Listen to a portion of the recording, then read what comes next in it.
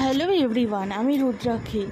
আজকে হচ্ছে শনিবার, আর শনিবার আজকে সন্ধেবেলা বড় বাবার বড় ঠাকুরের পুজো দেব। সেজন্য আজকে পুরোটাই নিরামিষ রান্না করব। তো নিরামিষের মধ্যে সেরম কিছু ভালো লাগে না খেতে। পনির হলে তবে ঠিক আছে, তো পনিরের যা দাম তা আমি কিনতে পারিনি। তো সেই জন্য আজকে মুগ ডাল করব, আর এখানে আছে কাঁকরোল আর বেগুন, এগুলোকে ভাজা করব। তার জন্য প্রথমে কাঁকরোল আর বেগুনটাকে ভালো করে কেটে নিয়েছি, তারপরে নুন আর হলুদ মাখিয়ে রেখে দিয়েছি। আর এখানে মুগ ডাল সিদ্ধ বসিয়েছি। আর আমি না কাঁচা মুগ ডালটাই করি, মুগ ডাল ভেজে আমি করি না, তাহলে গ্যাসের সমস্যা প্রচণ্ড, আমার এমনিতেই অম্বলের প্রচণ্ড সমস্যা, আমার এবং আমার হাজব্যান্ড দুজনেরই।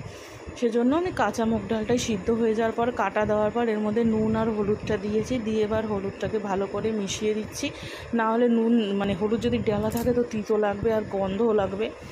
তারপরে মেশানোর পর আর একটু জল দিয়েছি, জল দিয়ে এবার এটাকে ভালো করে ফুটিয়ে নিয়েছি।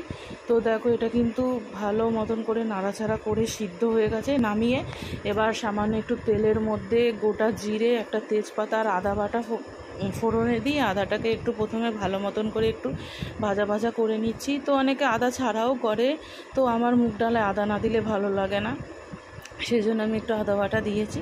তো আদা বাটাটা একটু ভালো মতন করে কষানো হয়ে গেলে এবার আমি ফোড়ন দিয়ে দিয়েছি ডালটা। তো এবার একটু ফুটে আসলেই কিন্তু আমি এই ডালটা নামিয়ে নেবো। তো আমি মুগ ডাল এইভাবেই করি।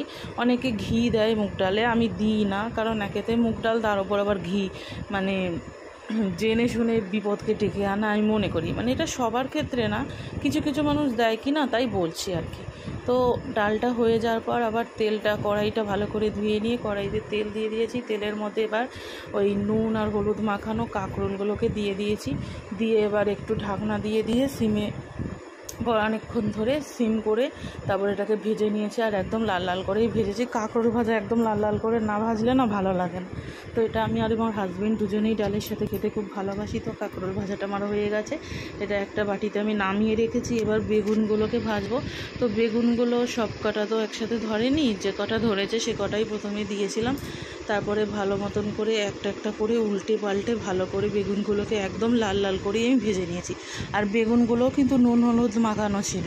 তো দেখো, বেগুনগুলো একদম লাল লাল করে ভাজা হয়ে গেছে। তো ওগুলো নামিয়ে নিয়ে পরে আর চারটে বাকি ছিল, এই চারটেকেও আমি একদম লাল লাল করে ভেজে নিয়েছি, ভেজে একদম নামিয়ে নিয়েছি। তো আমার বেগুন ভাজাও হয়ে গেছে। তারপর আমি ভাত বসিয়েছিলাম, তো ভাতটা তো দেখানোর কিছু নেই, সেই জন্য আমি ভাতটা তোমাদের সঙ্গে সেভাবে শেয়ার করিনি। তো ভাতটা হয়ে যাওয়ার পর এবার তারপরে দুপুরে খাওয়ার সময় এরকম পাঁপড় ভেজে নিয়েছিলাম।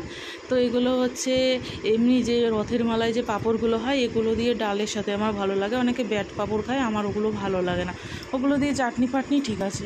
আর এই দেখো, একদম একদম লাল লাল করে আমি প্রথমে এগুলোকে একটা একটা করে বেশ অনেক কটাই ভেজে নিয়েছি। এইগুলো সব থাকলে না নিরামিষ দিনে কোনো কষ্টই হয় না খাবার খেতে। তো প্রত্যেকটা একটা একটা করে আমি তুলে নিচ্ছি। তারপরে এই রকম দুটো এই ধরনের পাঁপড় আমার ঘরে প্রচুর থাকে। তো এটা হচ্ছে আলু আর গ্রিন টি মেশানো পাঁপড়। তো আলুর সঙ্গে গ্রিন টি মেশানো ছিল, খেতে একটু গ্রিন টি ফ্লেভারটা আসে। তো এই রকম 2 পিস ভেজে নিয়েছি। আর ভেজেছি চিলি ফ্লেক্স দেওয়া, শুকনো লঙ্কা দেওয়া পাঁপড়। আরও নানান রকমের পাঁপড় আছে, তো সেগুলো ভাতের সাথে ভালো লাগবে না, সেই জন্য সেগুলো আর আমি ভাজিনি। তো এইগুলো 2 পিস আমার একটা, আমার হাজব্যান্ডের একটা। তো এরকম করে ভেজে নিয়েছি। আর রাত্রেবেলা লুচি আলুর তরকারি করবো, তো ভালো লাগে।